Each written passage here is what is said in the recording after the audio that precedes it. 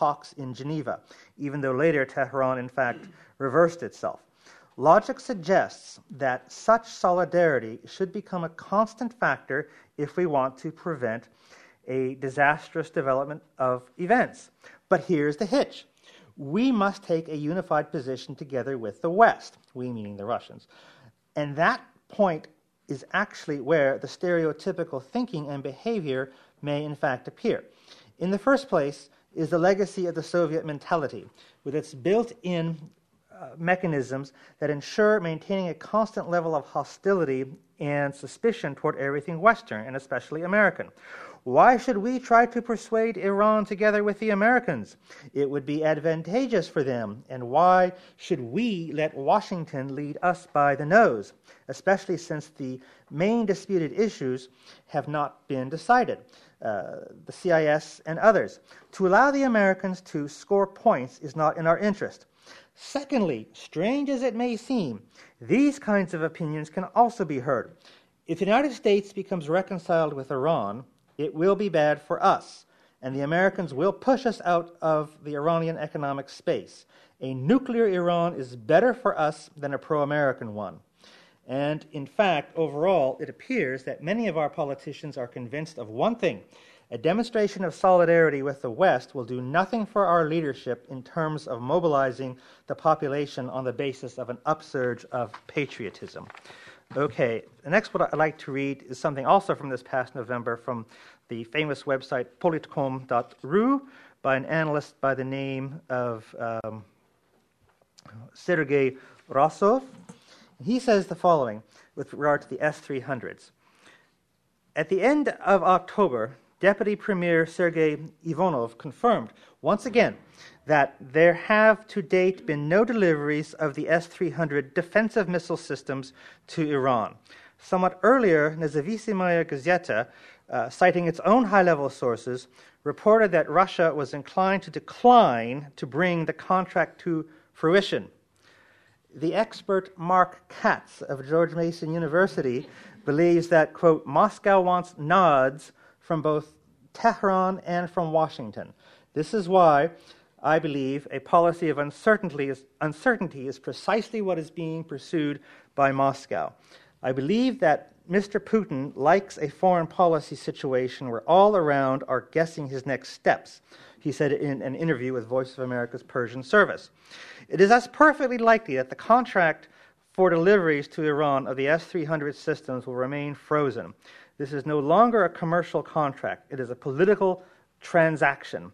In one cup of the scales is the Islamic Republic of Iran as a most important geopolitical partner of Russia in the region. In the other, Russia's economic and political ties to the West and Tehran's refusal to regulate its nuclear program. This is why Mark Katz is right. A policy of uncertainty is objectively to Russia's benefit. Highly perspicacious analyst, it seems to me. Let me turn to the Iranians. Here's something also from November from Javan, highly conservative paper said to be associated with the Revolutionary Guards Corps. And basically what the analyst says is, nothing can calm the uncontrolled business hunger of Russians. I can't pronounce the Iranian month, Shah-Irvar, there's this past September, Benjamin Netanyahu, the prime minister of the Zionist regime, made a trip to Moscow in which he asked the Russians to refrain from selling the S-300 defense system to Iran. Before that, in August, Shimon Peres also traveled to Russia and asked Dmitry Medvedev to refrain from selling these missiles to Iran. After meeting Medvedev in the Kremlin, Peres came to correspondents and said, "The Russian president has promised me not to sell S-300 missiles to Iran." Russian officials have never denied that statement. And it is said that the Russian party has sent a message to the Israelis saying that the Israelis had to give them the money for them not to sell the missiles to Iran. This is how they see the motive of the Russians. And lastly, and very briefly, something from December from Grand Ayatollah Nasser Mukarram Shirazi, who's quite conservative, but who has come out, calling for the supreme leader to do something to resolve this problem. with the Green Revolution. But with regard to Russia, essentially, he was saying this: Iran is alone in the struggle against the enemies, and Russia and China, who claim to be Iran's close friends, only seek their own interests and do not value ethics. In fact, they, China and Russia, are friends of their pockets. So there we have it. And just a second here. What did I do? Yes. Now, as I started out by saying, the Obama administration's efforts to improve relations with Tehran don't appear to be working, and its hopes of getting Moscow to cooperate with it against Iran don't seem to be bearing fruit either. However, Russian-Iranian relations remain as fraught with difficulties as ever, and this does not appear likely to change anytime soon. Thank you.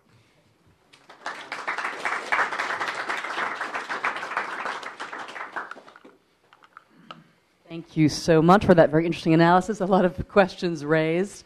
Clearly, it's not a relationship of love, convenience, and shared interests only. I'm sure there are a lot of questions. Let me just start by asking you a question about sanctions. Russia's sort of been paying lip service to the idea of possible sanctions, but do you think there is any scenario under which the Russians might consider limited sanctions against Iran? I think they really don't want to do this, and I think it's because, for a long time they didn't really think the Iranians could acquire nuclear weapons. Now I think, they seem to have indication that they are more convinced that they can, but if they can, they don't see sanctions as stopping them.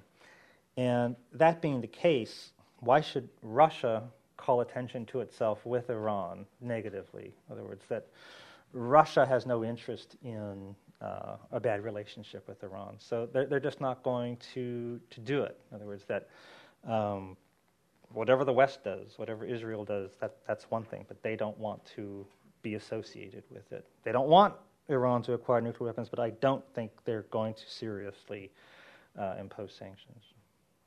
Interesting. Well, thank you. I'm sure there's some questions following off of this. If you could please state your name and affiliation. Hey, Mark, I'm Bob Dreyfus with The Nation magazine. I was in Iran in June during the election and talked about some of this stuff with some Iranians. And one thing you didn't mention I wanted to get your comment on was Russia.